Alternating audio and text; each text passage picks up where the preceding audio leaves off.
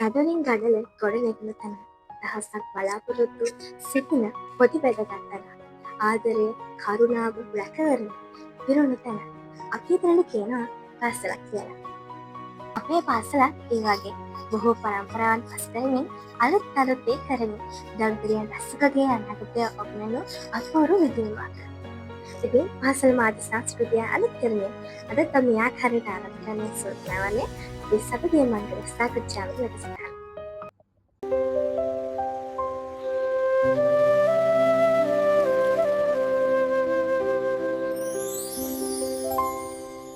අධ්‍යාපනයේ සැබෑ අර්ථවන්නේ දරුවාගේ අනාගතය ආලෝකමත් කිරීමයි.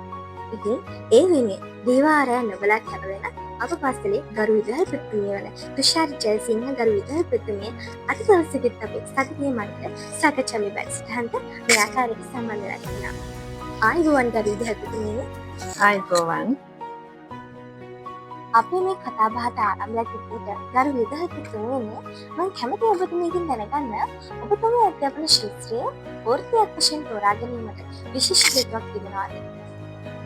ඔව් මාෂා, මම උසස් පෙළට ජීව විද්‍යා විෂය හැදෑරුවා වුණත් පසුව පොදු විෂය ධාරාව හරහා කොළඹ විශ්වවිද්‍යාලයට තේරීපත් වුණාට පස්සේ එහි අධ්‍යාපන පීඨයට පළමු වසරේ ප්‍රතිඵල අනුව අධ්‍යාපන පීඨයට තේරීපත් වෙනවා. අධ්‍යාපන පීඨයේදී මම අධ්‍යාපනවේදී විශේෂ උපාධිය හදාරනවා. ඒ අනුව තමයි මම මේ ගුරු වෘත්තියට පිවිසෙන්නේ. ඒ නිසා මගේ අධ්‍යාපන පීඨයේ හදාරපු ඒ විෂය ධාරාව හරහා මේ අධ්‍යාපන ක්ෂේත්‍රයට මම යොමු වුණා. ඔබතුමියගේ අධ්‍යාපන ක්ෂේත්‍රයේ සේවය ආරම්භ වන්නේ ගුරුවරයෙක් ලෙස. ගුරුවරයෙක් ලෙස සිටි ඔබතුමිය විදුහල්පතිතුමිය වැනි වගකිව යුතු තන්ත්‍රයකට පිවිසීමට විශේෂ හේතුවක් තිබෙනවාද? ගුරුවරියක් විදිහට තමයි මගේ වෘත්ති ජීවිතේ වැඩි කාලයක් ගත වෙන්නේ. ඉතින් ගොඩක් වෙලාවට ගුරුවරියක් විදිහට පන්ති කාමරයක් තුළ යම් සීමිත සිසුන් පිරිසක් සම්බන්ධයෙන් තමයි මගේ වගකීම. ඉතින් ගුරුවරියක් විදිහට වැඩ කටයුතු කරන අතරේ සෑම පාසලකදීම වගේ පරිපාලන කටයුතු වලට අවශ්‍ය සහාය අවශ්‍ය තැන්වලදී ලබා දෙමින් අපි කටයුතු කළා. ඉතින් මෙතෙන්දී ගොඩක් වෙලාවට පන්ති කාමරය තුළ සීමිත සිසුන් පිරිසකට මගෙන් ලැබෙන ඒ ළමගින් කරන කාර්යයට එහා ගිය කාර්යයක් විදුහල්පතිවරියක් විදිහට කළ හැකි කියන විශ්වාසය මත මම හිතන්නේ විදුහල්පති තනතුරේ වගකීම මම බාරගත්තා. ඔබතුමිය අප පාසලේ විදුහල්පතිතුමිය ලෙස සේවය කරන විට ඔබතුමියට ලැබුණු අභියෝග මොනවාද? විදුහල්පතිනියක් ලෙස පාසලක් කළමනාකරණය කිරීමේදී අභියෝග රාශියකට මුහුණ දෙන්න සිද්ධ වෙනවා. විශේෂයෙන්ම අධ්‍යාපන සංවර්ධනය, ඒ වගේම භෞතිකත්වයෙන් පාසලක් සංවර්ධනය කරන එක, ඊළඟට ශිෂ්‍යයන්ගේ විනය සකස් කිරීම, ඒ සියල්ල අස්සේ සීමිත සම්පත්, විවිධ අවශ්‍යතා තියෙන දරුවෝ, විවිධ අපේක්ෂාවන් සහිත දරුවෝ, ඒ වගේම විවිධ අදහස් තියෙන ආචාර්ය මණ්ඩලයක්, ඒ වගේම විවිධ අපේක්ෂාවන් සහිත දෙමාපියන්, අවට ප්‍රජාව, මේ සියලු දෙනාගේම මේ සියලුම ගැටලු නිසි ලෙස කළමනාකරණය කරගන්න අවශ්‍ය වෙනවා. ඇත්තට මේක අභියෝගයක් තමයි. නමුත් ඒ අභියෝගය මම නිතරම දැක්කේ මම උත්සාහ කළේ මේ අභියෝග අවස්ථාවක් කරගන්න. මේවා ගැටලු විදිහට මම අභියෝග විදිහට නෙමෙයි බාරගත්තේ. මේවා අවස්ථාවක් කරගෙන මේ අවස්ථාව සඳහා නිසි පරිදි මුහුණ දෙමින් මම ඒවා නිසි ලෙස කළමනාකරණය කරගන්න නිතරම උත්සාහ කළා.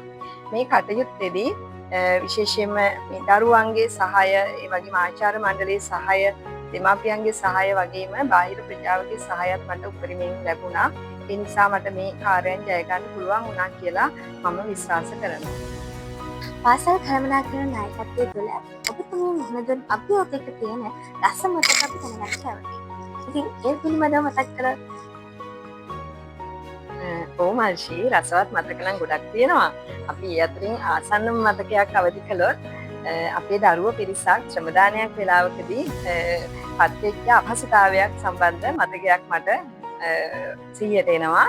අපේ දරුවෝ ශ්‍රමදානයට සම්බන්ධ වෙලා ඉන්නකොට පරිසරයේ තිබිච්ච ගහක් වැලක් ඇගේ ගෑවිලා ඒ ඔස්සේ මතුවෙච්ච අසාත්මිකතා තත්ත්වයක් මත බොහොම අපහසුවෙන් මාව හොයාගෙන ආවා. ඒ වෙලාවේ ඒගොල්ලන්ට ඒක දරා ගන්න බැරුව සමහර අයට ඇඬිලා සමහර අය බොහොම බය වෙලා හිටියා. ඉතින් අපි ඒකට විවිධ අත්දේත් කළා. හිත යටින් අපිත් බොහොම බයෙන් හිටියේ මේ දරුවෝ සනීප කරගන්නේ කොහොමද කියලා. ඉතින් අපි ඒ කොහොම වුණත් ඒ අවස්ථාවේ අපි තේරුම් ගත්තා මේගොල්ලන්ගේ අපහසුතාවය නැති කිරීම සඳහා විවිධ දේවල් කතා කරමින් hina වෙමින් අපි යම්කිසි කාලයක් ගත කළා. ඒ අතර අත්දෙහෙත් කළා. ඉතින් ඒ වෙලාවේ ඒගොල්ලන් හැසිරෙච්ච ආකාරය මතක් කරනකොට අපි අද මතක් කරනකොට ඒක අපිට රසවත් මතකයක්. නමුත් එදා ඒ වෙලාවේ ඒගොල්ලෝ බොහොම ලොකු ගැටලුවකට මුහුණ දුන්න අවස්ථාවක්. අපේ වැඩසටහනේ අවසාන අදිරටයි මෙතනට වෙන්නේ.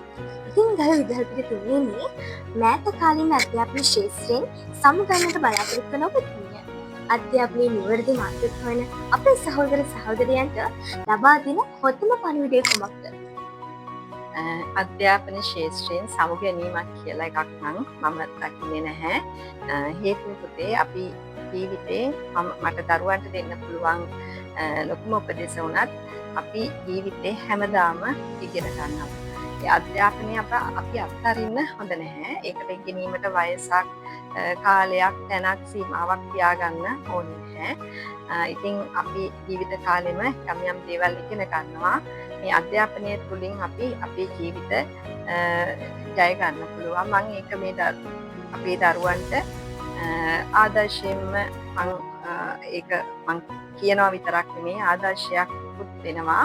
හේතුව මම රාජ්‍ය සේවයෙන් ඉවත් වුණා වුණත් මේ අධ්‍යාපනය නිසාම මම ලබපු වෙනත් අවස්ථාවකට සම්බන්ධ වෙලා, ඒ කියන්නේ රාජ්‍ය නෝන සංවිධානයක වෙනත් අනතුරකට යාම සඳහා මම මෙතනින් රාජ්‍ය සේවයෙන් ඉවත් වුණාට මේ අධ්‍යාපනය නිසාම තමයි මම මේ සියලු අවස්ථා ලබා ගත්තේ. ඉතින් මම ඕගලන්ට කියන්නේ කවදාවත් අධ්‍යාපනය අතහරින්න එපා.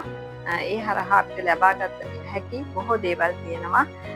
අපි වගේ අයට ඉහළට යන්න පහසුම මාර්ගය මේක.